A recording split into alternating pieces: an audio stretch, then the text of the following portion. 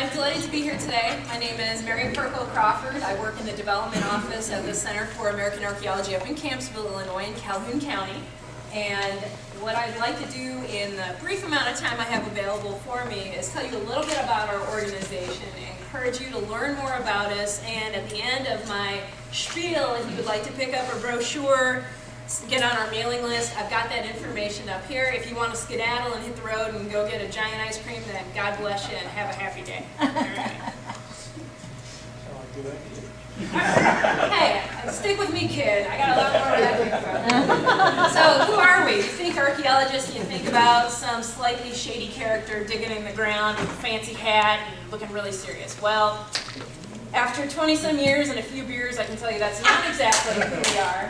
But up in Campbellsville, we are archaeologists and educators. We are scientists on a mission. You know, this is me in my science outfit. Normally, it's a little bit sketchier than this. The Center is a nonprofit organization. We are a 501c3 research and education organization that was established in 1953. So this year, we just celebrated our 60th anniversary of offering integrated programs of research, education, public outreach, and cultural stewardship. So what we're trying to do is get people excited and informed about the fabulous history of the Great Rivers region, and we do that through the medium of archaeology. For those of you with young children, grandchildren, family members who are hearing about STEM content, the science, technology, engineering, and math, we deliver that, but we do it in the dirt when it's 100 degrees outside. Hey, when you're in Calhoun, you're tough, right? Right? You know where I, Oh yeah, we shop at your store all the time. That's where the real beef is. All right, so these are a few snapshots of what we do in Campbellsville. For those of you who have lived in this area for a period of time, you may be familiar with something called the Coster site, which was excavated in Greene County between 1969 and 1979. The photograph on the right shows you one of the more famous snapshots of that excavation.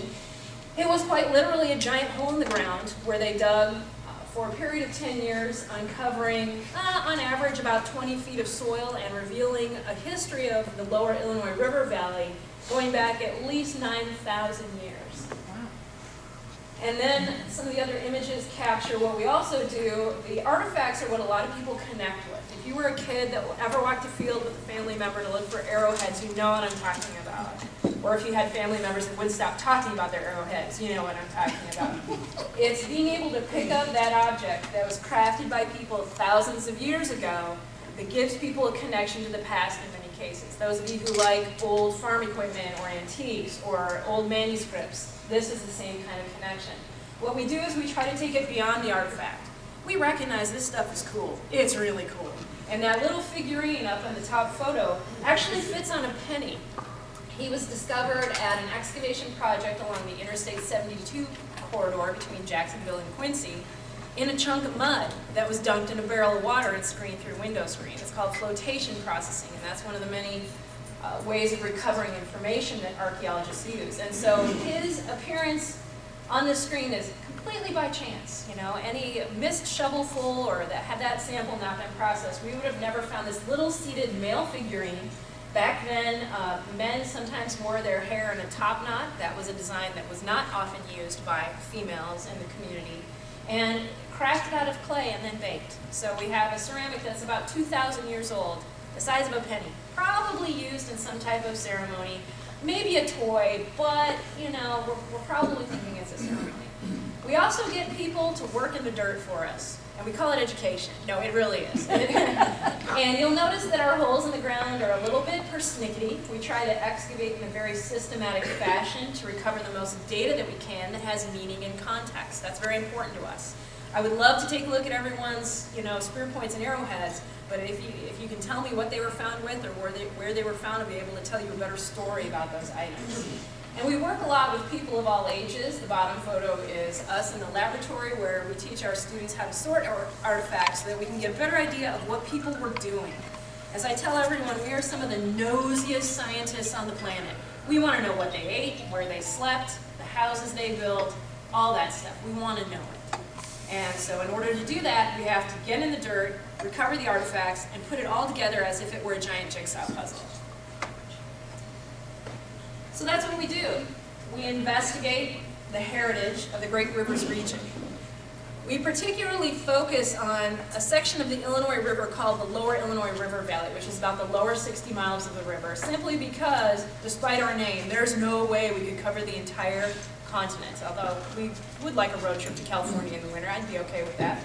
But what we do is we collaborate with archaeologists working across the country and around the world to further our understanding of ancient people. We really do make it accessible to people of all ages.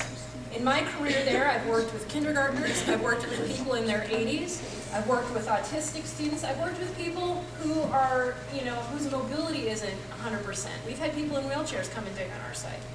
We are truly committed to sharing science with a whole bunch of different people. And then part of that mission too is to preserve it for future generations. We never dig everything up. We don't, take the discoveries we make and hide them out in a closet somewhere and never talk about them. We do everything within our power to share what we're learning. And we also continue to keep learning. I got my degree a number of years ago, maybe last century, and at the same time, I am continually learning more and more about archaeology and how it changes through time. We were talking a little bit earlier about the technology now that's become embedded in our culture. Well, archaeology changes with time too. And now we routinely use global positioning satellites, ground-penetrating radar. I mean, the data we can collect about the landscape and how it was thousands of years ago is truly amazing. And yes, we started out back in the day with computers the size of the room, punch cards and knitting needles, like most scientists do. That was a happy development for us. So many of you may be familiar with this, but if you're not, why is it such a big deal that people lived here as early as 12,000 years ago? Well, because it's a story of one of the last places on Earth to be populated. Some of the most ancient sites in the world are not too far away from us. And along the west coast of the U.S., we think people first arrived some 18 to 20,000 years ago. But if you think about the modern human and its origins, we're talking about Central Africa. So for people to move around the world using their own wits and their technology and their creativity and the human nature, being inquisitive and curious, this begins to tap into why the history of the past is so compelling. For our own backyard, and I do mean our own backyard, East Alton, is just a stone's throw from Cahokia, and I hope you've all at least driven past there and seen the giant mounds that isn't the landfill, okay, on the interstate there. And where the new bridge is being constructed to cross the Mississippi is the second largest site in North America, at the base of that bridge in East St. Louis. So in our neck of the woods, people started to live here about 12,000 years ago. And the story we tell is one of a group of people who came with a basic set of skills and a toolkit and could adapt to where they traveled. They learned what local foods could be eaten, both plants and animals. They navigated the environment in ways that I don't think we're able to do anymore. They had a sense of risk and adventure, but they were doing it with a purpose. They needed to find a place to live and feed their families and their communities. So you kind of have to do okay in order to survive. So we've got the incredible diversity of resources here in the Great Rivers region. All you have to do is drive up and down the Great River Road. We've got the river, we've got the floodplain, we've got the bluffs. Imagine trying to find a meal with those different environments. You can do it. Okay? And in fact, prehistorically, each mile of river could support up to 300 people. So where we are in Calhoun County, with a population at the last census of about 5,000 people, the population prehistorically was probably larger than it is today, based on the resources available and know-how. And some of the other innovations that we see aren't necessarily tied directly to getting food and making new tools, but think about the creative side of your existence and our desire to kind of control our environment and where we live. Use of starchy plants. You don't think about it too often, but all those ancient grains people want you to eat because it makes you healthy, okay, which are all better with chocolate, by the way, okay? Those have been in use for thousands of years around the world. Things like quinoa and amaranth and other things. The weeds that grow along the ditches, along the rivers, can produce seeds you can eat, notably chenopodium or goosefoot. And these were cultivated by prehistoric people as a source of food well before corn ever made it here. Okay? We also have another important innovation in our area, which is the domestication of the dog. And that is the cover story in the latest issue of Science magazine. And we've got a couple other things to point out here that you may have seen in the news recently. Here are a couple of just snapshots of some of the artifacts that we find when we work along the great rivers. On the left-hand side, you see artifacts made of bone and shell.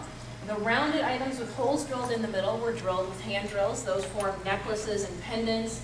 The pieces of bone and antler on the lower left, on the left-hand side photo, are things like billets for shaping stone. Antler, when it's fresh, can break stone into spear points and arrowheads. Okay? You've got hairpins, you've got sewing needles, you've got everything you need to kind of put together your life. Mussel shells and clam shells and other resources from the river weren't just used for food, they were turned into shovels and hand tools and carved into beautiful jewelry that adorned people of status and position in these communities. On the right-hand side are things you might also be familiar with, and those are pieces of pottery. Pottery was not made with a wheel here. It was made by hand, and it wasn't actually a technology until about 3,000 years ago in this area. Whereas, of course, in ancient Greece, they've been making it much longer than that. But pottery is important because it represents an innovation that helps you cook and store food much more efficiently than with the woven bags and skin bags and other containers they would have had prior to that.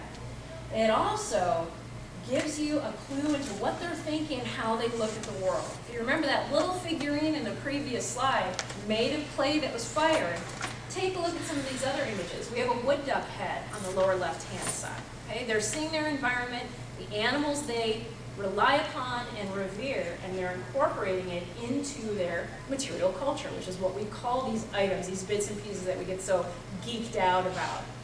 The decorations on the pottery also tell a story because they are comparable between places like Calhoun County and Cahokia and the Ohio River Valley and places all around the Midwest where people were sharing ideas with one another.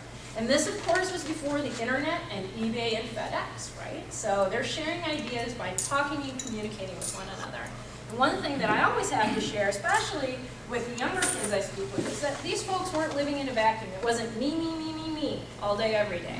They were interacting with many groups of people across a large region, and 2,000 years ago, they were trading with networks that extended all the way out to Yosemite and back to bring volcanic glass or obsidian into this area for them to fashion. 2,000 years ago, right? Highly organized, highly accomplished, skilled, and probably pretty cool. Okay? A couple more images of the Coster site. And literally, this is a giant deep hole in the ground. The deepest, it went down some 30 feet, and it intersected the water table, which meant they had to run pumps 24/7. Needless to say, they tried to finish up work there pretty quickly and get back to drier ground.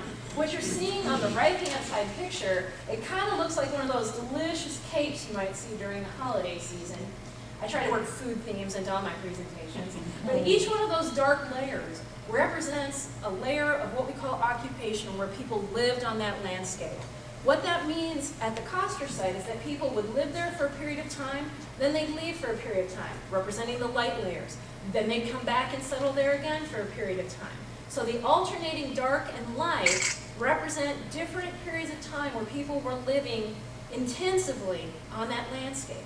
And so all the bits and pieces we find in that soil from those layers helps build a profile of what happened at that one spot, presumably in the middle of nowhere in Greene County. Okay? And at this site, 14 of those layers were identified. 14, going back some 9,000 years.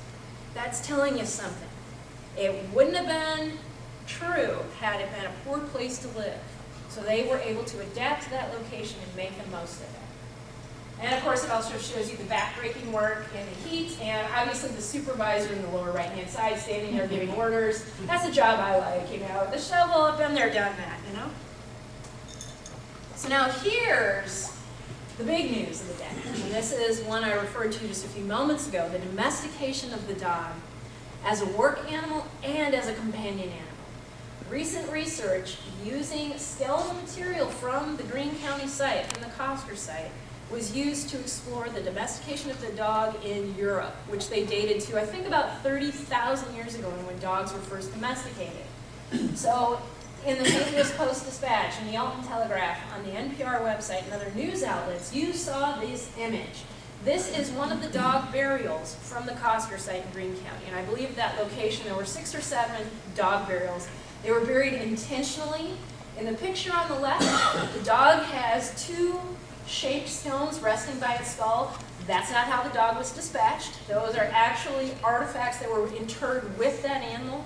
And these animals were buried in proximity to the human cemeteries of the site. So this animal, this particular example, was found at 28 feet beneath the ground surface through those excavations. And the picture on the right shows a close-up of its dentition. One of the things that archaeologists and other scientists who explore this use is body morphology to determine whether or not this is a domesticated dog. How can you tell? It's not a wolf, it's not a coyote, okay? It shares similarities from both. So we've got some of the earliest domesticated dogs in North America in Greene County, Illinois. And it's amazing. And what's really cool for connecting people to science is that this is a tangible thing. When you talk about mummified cats from Egypt, when you talk about domesticated dogs, people can connect because we still live and work with those animals. Maybe not so much the cats. The cats kind of do their own thing, right? Well, in terms of the dogs and their continuing close relationship with humans, it's a tangible connection. And there were a couple of years ago an article in National Geographic about all the different varieties of dog, how they went from these sturdy working animals to the little teacup num-nums that you go to McDonald's with you, okay? And what it shows is that humans are continuing to try and control the environment around them, both in terms of food as well as animals. We are trying to keep manipulating our resources. So why does the past matter? And this is, to tie into the Lincoln question of earlier in this meeting, this is a statement that sticks with me. A country with no regard for its past will have little worth remembering in the future. And that extends back beyond our own grandparents and our own great-grandparents. The people that were here first on the landscape showed us a path to make us successful. They showed the French explorers. They showed anyone else that came up how to manipulate the environment so you could survive. Imagine life before identifying morels in the forest. You would be in big trouble if you ate the mushrooms there. So just to summarize that, the lives lived long ago shape the present and will shape the future. What we do today, of course, shapes the future in many different ways, as it did thousands of years ago. The challenges they faced, should help us create a better future.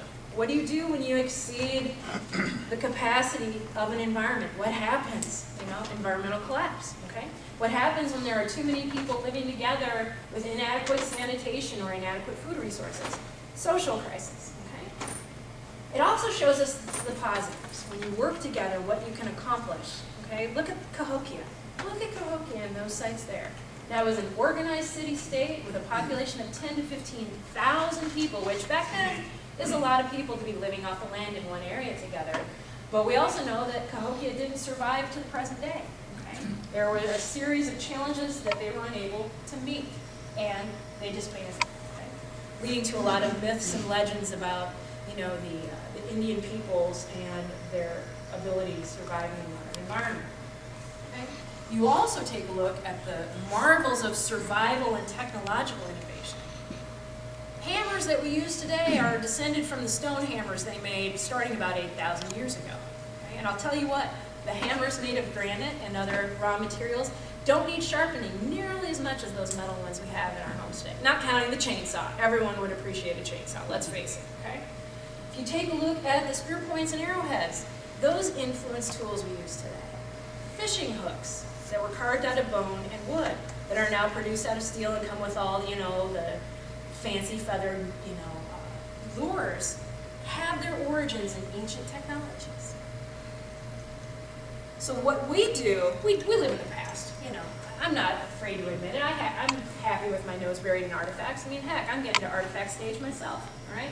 But what our organization does, we create new programs and partnerships, so we don't just rest on what we've done for the past 60 years. We're going out there and trying to do new things to maximize our ability to meet our mission. We advocate for equal educational opportunities for boys and girls, men and women, from disadvantaged communities from all around the Midwest. We work with people to get them these essential out-of-school experiences. I mean, where would all of us be without our out-of-school experiences? Whether we're throwing rocks in downtown East Alton, or in my case, digging up rocks out of the road I lived on and running through the woods for hours, these out-of-classroom experiences are vital to our development as people. We think what we do provides a great opportunity to accomplish that. And then we keep trying to do our jobs well. And in 2009, we were awarded the Excellence for Education Award by the Society for American Archaeology, which is one of our national umbrella organizations, which was kind of nice. You know, that means that we were recognized by our peers in the community as people who do good work. And here's how you can help. You know, I'm here today to raise awareness, and as a nonprofit, you know, I have to put that last line in. Please donate to our year-end campaign. You know, nonprofit people have a one-trick show sometimes, but here's what I'd love you to do. I'd love you to come see us. Bring your families, bring your friends, or send your kids if you want to take a kid break for a few days, all right? We've got our 2013 calendar events up here, but our 2014 calendar is in production and should be published very soon. Archaeology Day is next summer. You know, start planning for those blissful hot days of summer when all you want to do is sit in the shade with perhaps a nice cold adult beverage. We have an open house that's open to the public. You can come and see the excavation site. You can participate in things like spear throwing and other hands-on activities. There's a lot of neat stuff to see and do. You know, if this isn't your cup of tea, great. If you know someone who's kind of into the past or never stops talking about the past, maybe, you know, tell them that we're here. And then, of course, we always appreciate, you know, any donations you may give, but there's no pressure, right? And our contact information is plastered all over the place. And that is what I've got to say.